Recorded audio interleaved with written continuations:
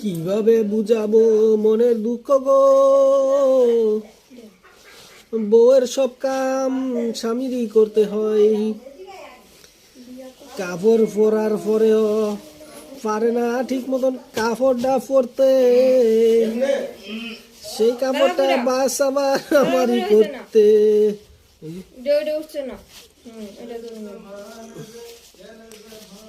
কাপড়ও বাস কইরা দিমু দমকও খামু, কিন্তু হইছে না এই একটা সারে একটা হ্যাঁ পরে